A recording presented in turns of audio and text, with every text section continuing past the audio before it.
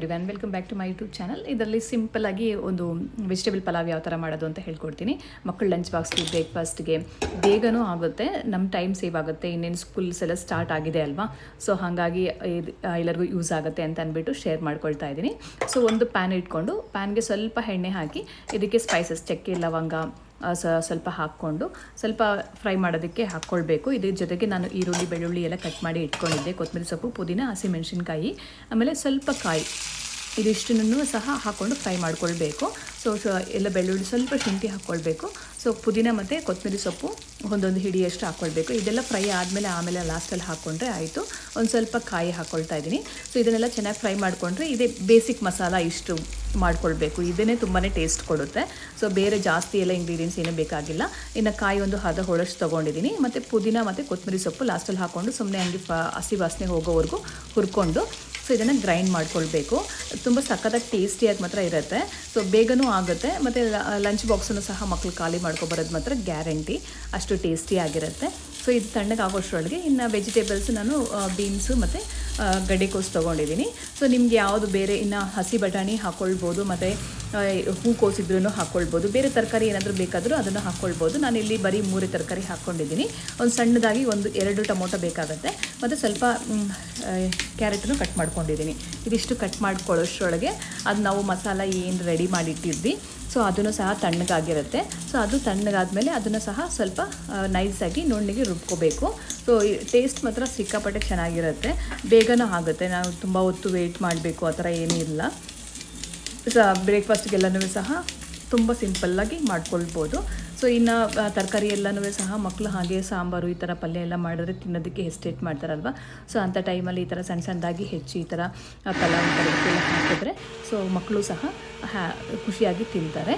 ಇನ್ನು ಇದನ್ನೆಲ್ಲ ರೆಡಿ ಮಾಡಿ ಇಟ್ಕೊಂಡು ಒಂದು ಕುಕ್ಕರ್ ಇಟ್ಕೊಂಡಿದ್ದೀನಿ. ಕುಕ್ಕರ್ಗೆ ಸ್ವಲ್ಪ ಎಣ್ಣೆ ಹಾಕಿ, ಬೇಕಾದರೆ ನೀವು ಸ್ವಲ್ಪ ತುಪ್ಪನೂ ಹಾಕ್ಕೊಳ್ಬೋದು. ನಾನು ತುಪ್ಪ ಲಾಸ್ಟಲ್ಲಿ ಹಾಕ್ತೀನಿ.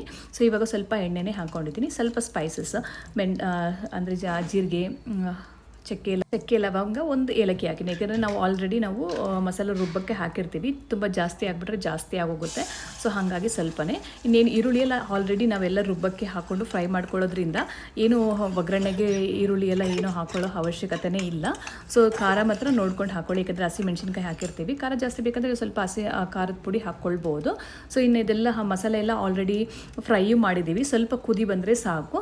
ಇನ್ನು ಕುದಿ ಬಂದಿರೋದನ್ನು ಬಂದಿದ ತಕ್ಷಣ ಈ ಥರ ತರಕಾರಿ ಎಲ್ಲ ಏನೇನು ಕಟ್ ಮಾಡ್ಕೊಂಡಿದ್ದೀವಿ ಎಲ್ಲ ಹಾಕ್ಬಿಟ್ಟು ಸ್ವಲ್ಪ ಉಪ್ಪು ಹಾಕಿ ಸ್ವಲ್ಪ ಬೇಯಲಿಕ್ಕೆ ಬಿಡಬೇಕು. ಅಕ್ಕಿ ಜೊತೆ ತರಕಾರಿನೂ ಬೇಗ ಬೇಯಲ್ಲ. ಸೊ ಹಾಗಾಗಿ ಸ್ವಲ್ಪ ಬೇಯಿಸ್ಕೋಬೇಕು.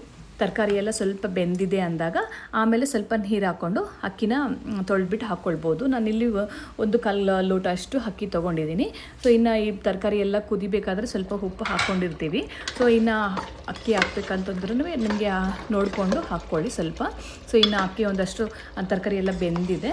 ಸೊ ಇನ್ನು ಅಕ್ಕಿ ಏನು ತೊಳೆದು ಇಟ್ಕೊಂಡಿದ್ದೆ, ಸೊ ನೆನೆಸಿ ಇಟ್ಟಿದ್ದೆ. ಸೊ ಅದನ್ನು ಹಾಕ್ಬಿಟ್ಟು ಜಸ್ಟ್ 1-2 ವಿಜಿಲ್ ಬಂದರೆ ಸಾಕು. ಬಂದಿದ ತಕ್ಷಣ ಆಫ್ ಮಾಡಿಬಿಟ್ರೆ ಸೊ ಅದು ಸ್ಟೀಮಾಗಿ ಚೆನ್ನಾಗಿ ಆಗಿಬಿಟ್ಟಿರುತ್ತೆ ಅಕ್ಕಿ ನಾರ್ಮಲಾಗಿ. ಸೊ ನೀರೂ ಸಹ ನೋಡಿಕೊಂಡು ಕನ್ಸಿಸ್ಟೆನ್ಸಿ ನೋಡಿಕೊಂಡು ಹಾಕ್ಕೊಂಡ್ರೆ, ಇನ್ನು ಸ್ವಲ್ಪ ಉಪ್ಪು ಹಾಕ್ಕೊಳ್ತೀನಿ. ಉಪ್ಪು ನಾನು ಆವಾಗಲೇ ತರಕಾರಿಗೆ ಮಾತ್ರ ಹಾಕಿದ್ದೆ. ಸೊ ಹಾಗಾಗಿ ಸ್ವಲ್ಪ ಉಪ್ಪು ಹಾಕ್ಬಿಟ್ಟು ಕ್ಲೋಸ್ ಮಾಡಿ ಕುಕ್ಕರ್ ವಿಜಿಲ್ಗೆ ಇಡ್ತೀನಿ. ಸೊ ಮೀಡಿಯಮ್ ಫ್ಲೇಮ್ನಲ್ಲಿ ಇಟ್ಕೋಬೇಕು, ಜಾಸ್ತಿ ಜೋರಾಗಿ ಇಡಬಾರ್ದು ಫ್ಲೇಮ್ಸ್. ಸ್ವಲ್ಪ ಮೀಡಿಯಮ್ ಫ್ಲೇಮಲ್ಲಿ 2 ವಿಜಿಲ್ ಬಂದರೆ ಸಾಕು. ಸೊ ಪಲಾವ್ ರೆಡಿ ಆಗಿಬಿಡುತ್ತೆ. ಅದು ತೆಗೆದ ತಕ್ಷಣ ಸ್ವಲ್ಪ ತುಪ್ಪ ಹಾಕ್ಬಿಟ್ಟು ಇನ್ನು ಜೊತೆಗೆ ಈ ಕುಕ್ಕರ್ ವಿಜಿಲ್ ಬರೋಷ್ಟರೊಳಗೆ ನಾನು ಸ್ವಲ್ಪ ರಾಯ್ತನೂ ರೆಡಿ ಮಾಡಿ ಇಟ್ಕೊಂಡಿದ್ದೆ ಅದ್ರ ಜೊತೆಗೆ. ಸೊ ಚಟ್ನಿ, ರಾಯ್ತ ಯಾವ್ದು ಬೇಕಾದರೂ ಯೂಸ್ ಮಾಡ್ಬೋದು, ಚೆನ್ನಾಗಿರುತ್ತೆ. ಸೊ ಇನ್ನು 2 ವಿಜಿಲ್ ಬಂದು ಕುಕ್ಕರು ಸಹ ತಣ್ಣಗಾಯಿತು. ಸೊ ಇನ್ನು ಮೇಲೆ ಸ್ವಲ್ಪ ತುಪ್ಪ ಹಾಕ್ಬಿಟ್ಟು ಸರ್ವ್ ಮಾಡಿಕೊಂಡ್ರೆ ತಿಂಡಿ ರೆಡಿ ಆಗಿಬಿಡುತ್ತೆ.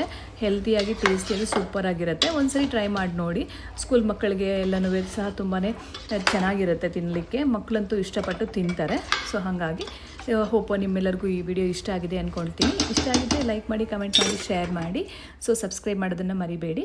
ಸೊ ಇದಿಷ್ಟು ನನ್ನ ಕುಕಿಂಗ್ ಬ್ಲಾಗ್ ಆಗಿತ್ತು ಇವತ್ತಿಂದು. ಸೊ ಮತ್ತೊಂದು ವಿಡಿಯೋ ಬರ್ತೀನಿ.